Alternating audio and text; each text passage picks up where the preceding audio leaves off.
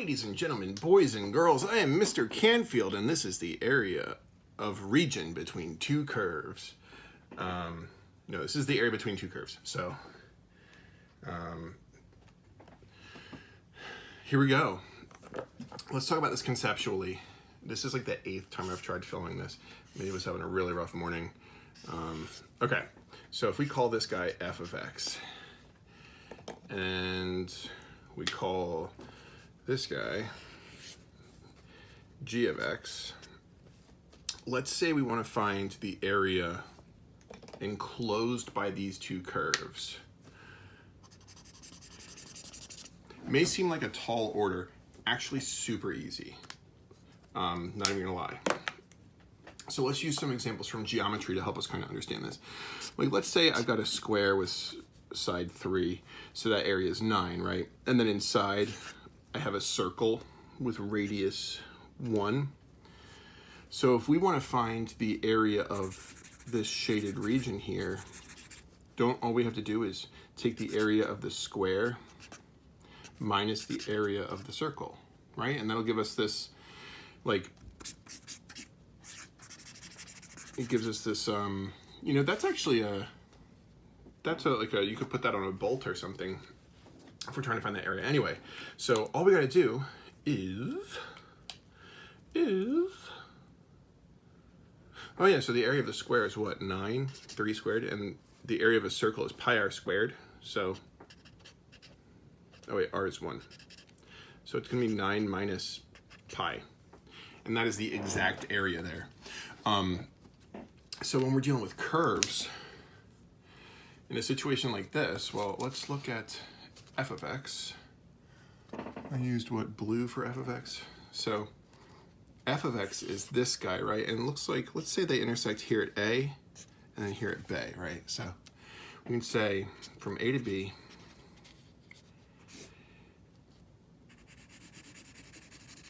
the area underneath f looks like this, right? Looks like this, right? And then G, the G shape looked like this. And from A to B, it was like this, right? So if you imagine kind of merging these two,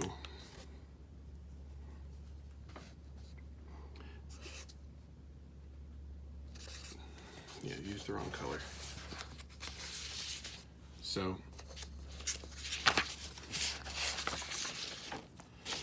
this is one of the few lessons where smartboard is actually the best way to do it.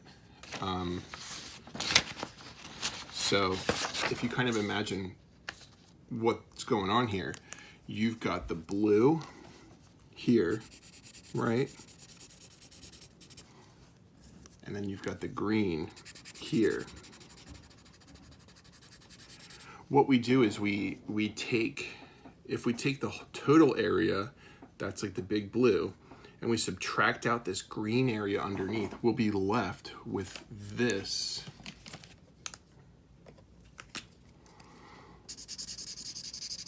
We'll be left with that region there. So just like before, we took the square and we took the circle out of it, here we can take the bigger area and subtract the little area out of it. So if you want to find the area between these two curves, you just got to take the integral from A to B and take your top curve minus your bottom curve. I should explain, sorry.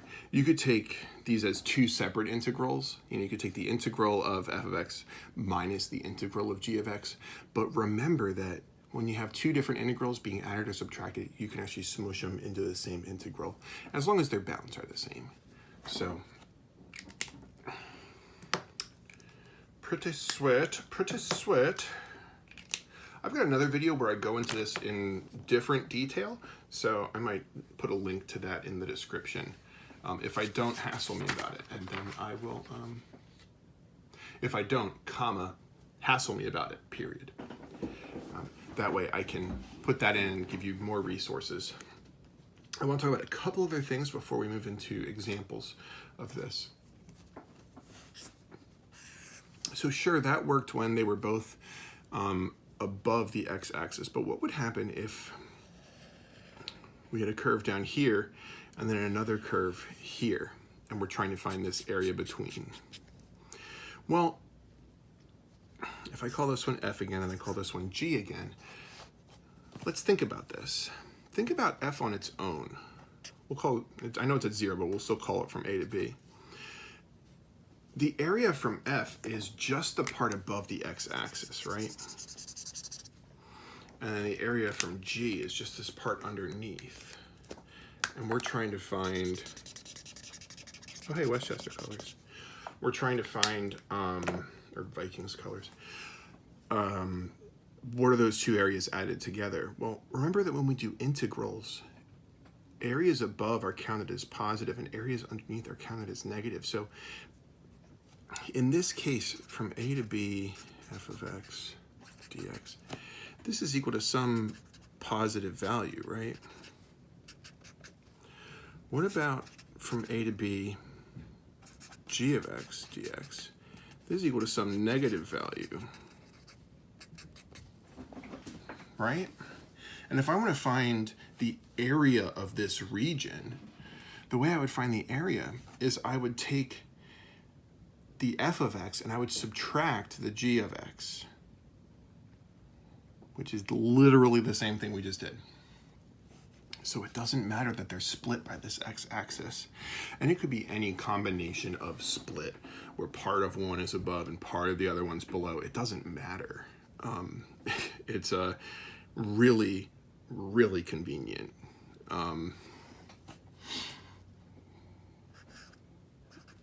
So again, I can take this integral minus this integral, smush them into one integral.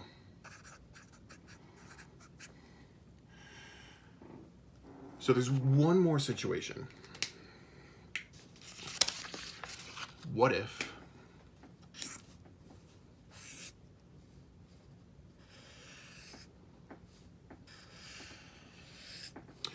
they're both underneath?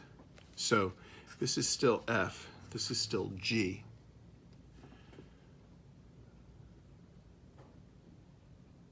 Well, this time the area underneath F is here, and it's going to give us some negative value, right? So from A to B,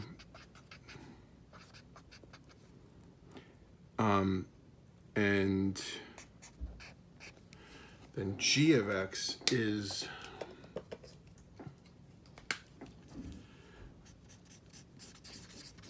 all that, right?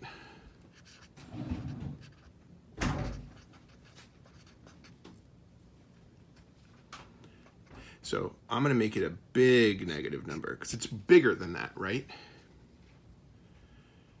We want the area enclosed between these two curves. And the area between these two curves is this, right? So how could I find the area between these two? Well, I need them both. I want to deal with the positive versions of these, but hey, check this out. Check this out. What would happen if we did our little negative number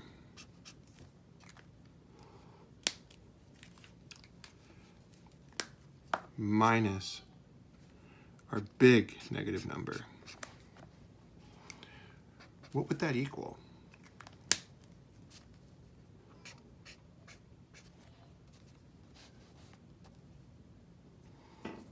Like if we got -2 here and we got -10 for the whole thing, then that's 8. It turns out if you take the little negative number and subtract the bigger negative number, you get a positive value that happens to be the amount between.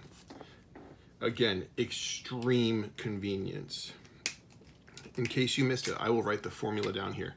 The area from A to B enclosed by these two curves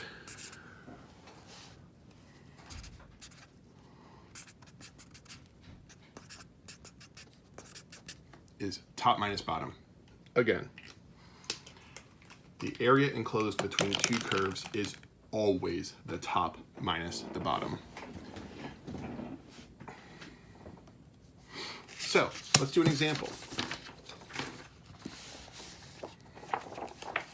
Find the area of the region bounded by the graphs that and that, and x equals 2. Sketch the curves, set up the integral, give the answer. There we go. And it says x equals 0 and x equals 2. Oh, so it's this region here. So a lot of times it'll give us these x equals numbers. Remember, x equals is a vertical line at that x value. Those are usually our bounds. So in this situation, and say a to, oops, why am I writing a to b? Our a is 0 and our b is 2, right? Start to finish. If it didn't give us those, we'd be in a little bit of hot water here. We'd have to figure out where they intersect, if they intersect. And we'll deal with those later. So if they give us bounds, sweet, boom, boom. Looks like our parabola's on top. And our line is on the bottom. Guess what? That's the area between curves. No, I don't care if you do it by hand. I mean, we totally can. This is an easy integral. No special tricks required. Real straightforward. Could be a really, really good exercise for you if you're still struggling with stuff. But I'm just going to use my computer. So we're going from what, 0 to 2.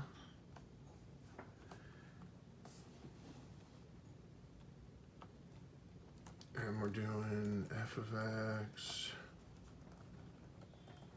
and g of x. All right, I'm going to show you what I did in just a second, because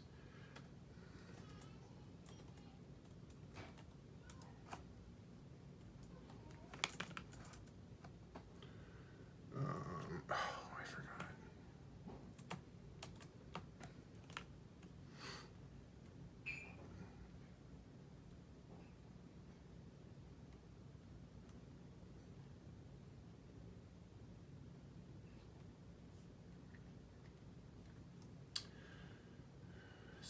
Sorry.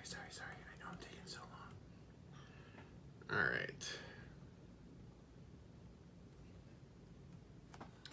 All right, I got 32 over 3. Cool. So that should be the exact answer. And yeah, so setting it up is the hard part, not doing the integral. Find the area of the region bounded by these graphs.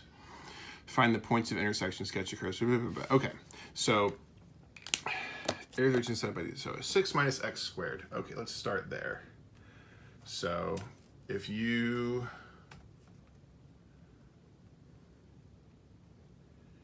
graph these, so I just pressed graph and I got this, and I want to find the intersection. So remember, sorry for shaky cam, remember that to find the intersection using the calculator instead of having to find it by hand, we could do this by hand. If you push second, go to calc, go to intersect. Oops.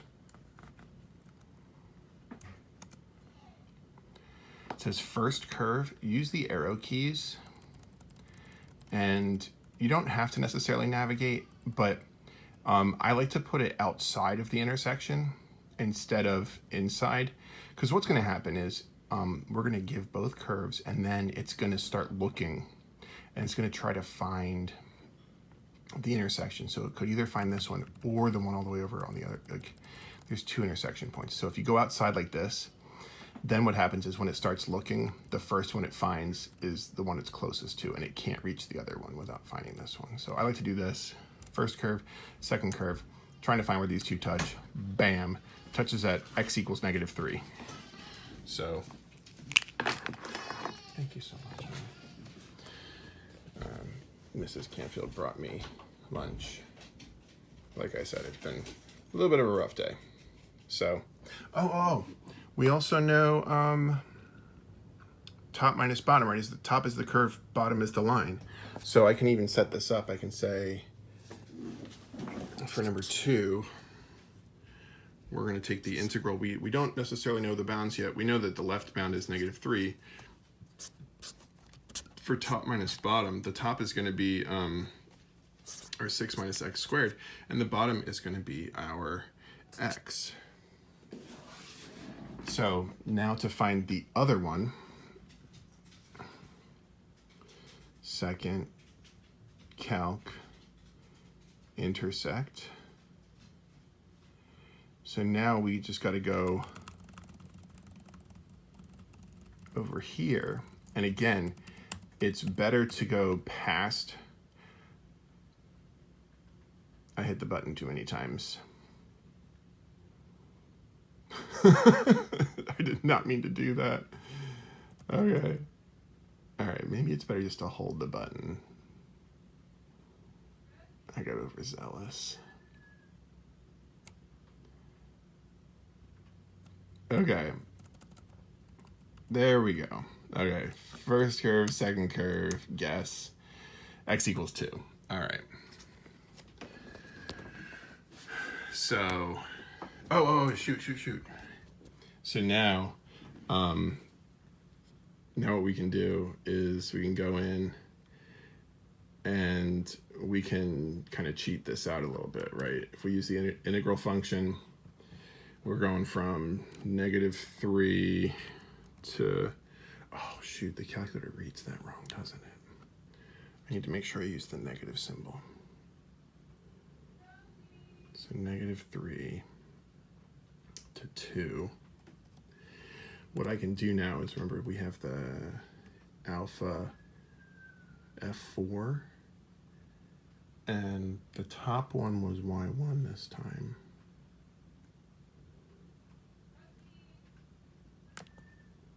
Minus.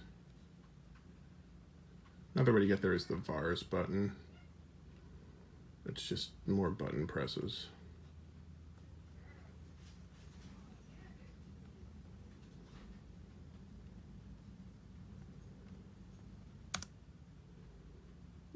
Let's turn it into a fraction. Make it look like I legitimately did this. 125/6.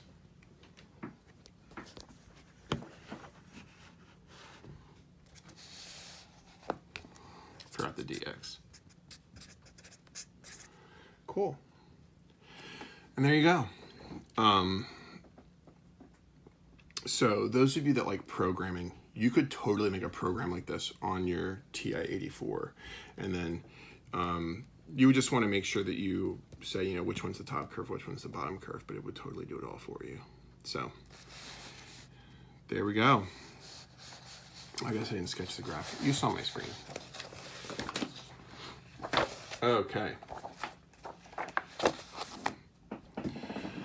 All right. Let's talk about how we would find the intersection by hand.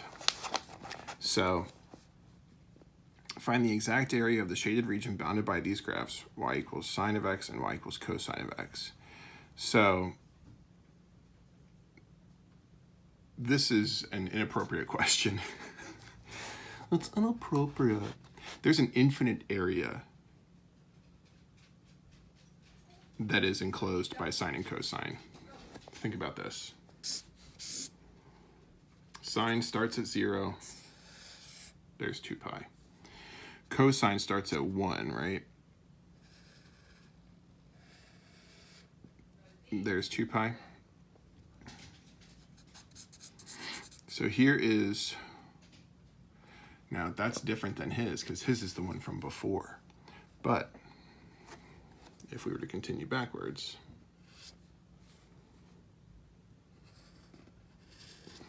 with a little bit of a shrunken scale,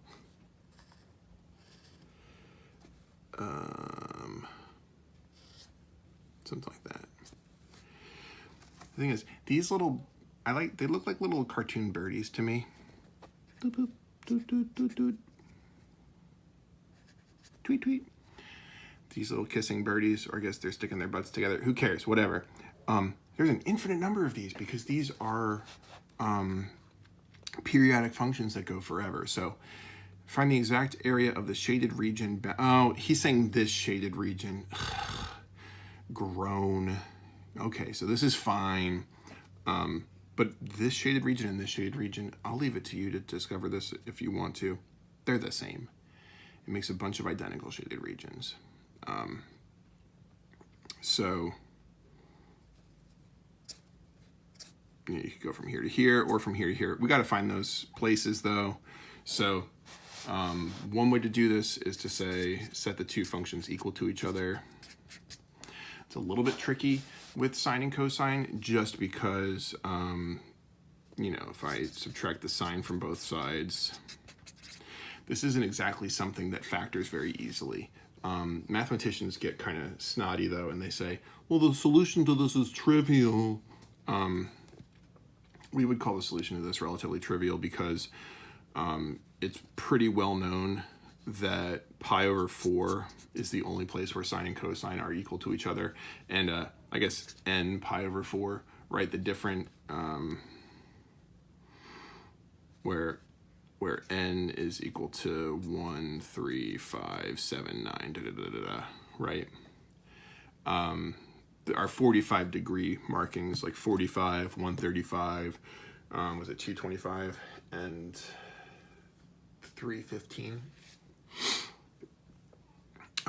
If you learn the unit circle from me, I call those the middle fingers, because you have here's your 30, here's your 60, and then the middle guy is 45. And it's the one that kind of behaves differently. Excuse me. So anyway, we know this is pi over 4 then, and then this is going to be the pi over 4 right before we get back to 2 pi, except we went back a little bit. So what is this? 7 pi over 4 or just negative pi over 4.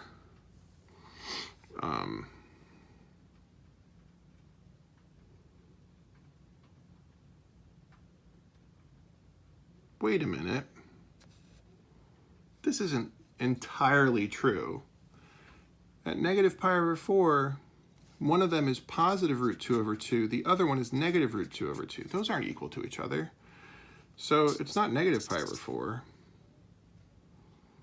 It's got to be, it's only going to happen in the first quadrant and the third quadrant where they're both positive or both negative. So the idea still is similar, right? So I was very, very close here. A couple of mistakes. First mistake is that the 3 pi over 4, they're not equal to each other. So it's like every other odd, they're equal to each other.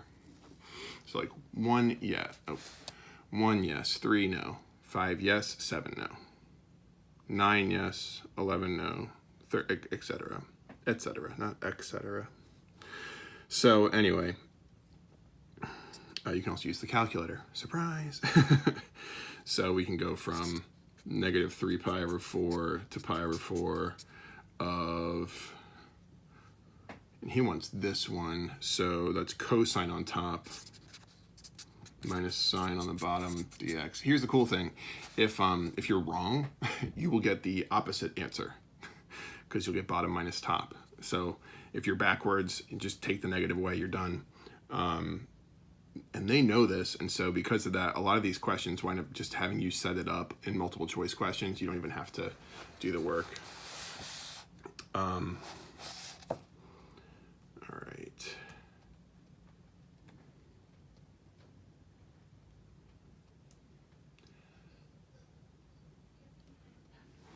All right, next idea. We got two curves, right? If this is F and this is G, notice how they trade places when one is on top and one is on the bottom.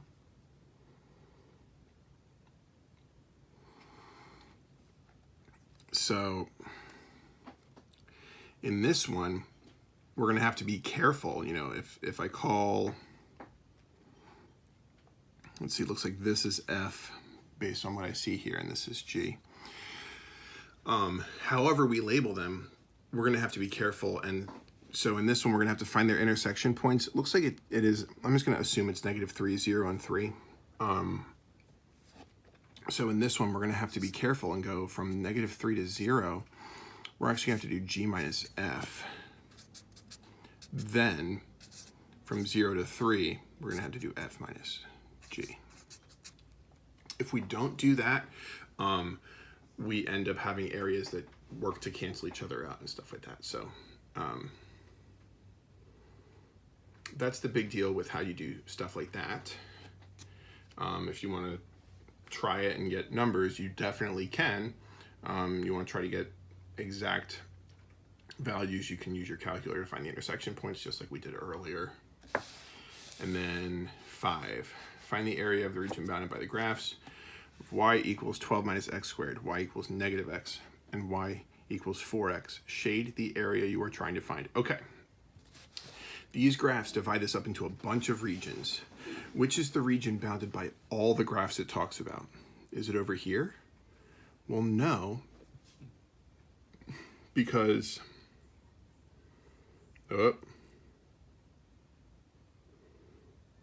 because it's not enclosed. This one,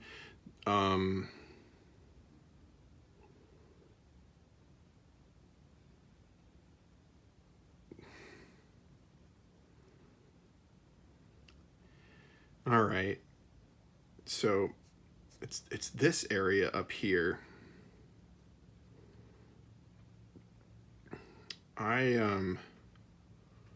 I think this question has some issues, because which one, like all three of these regions, we could kind of make an argument that all three regions are enclosed by the functions. It's not really normal.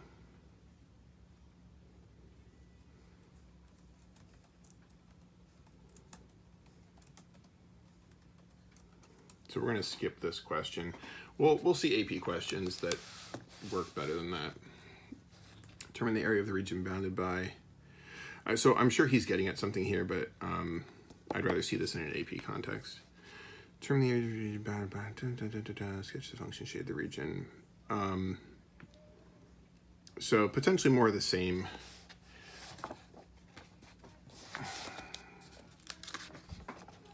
All right, the last thing we should talk about is when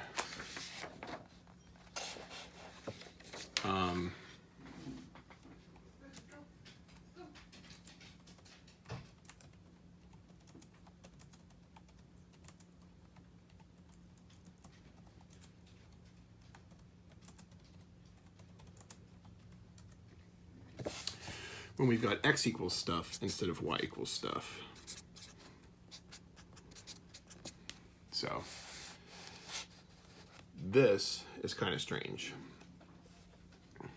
So let's look at this. If we had y equals 3 minus x squared, this would be a parabola. This is the same idea, except since it says x is equal to 3 minus y squared, it's going to be a sideways parabola. So if we were thinking in terms of, y in terms of x like we're used to doing,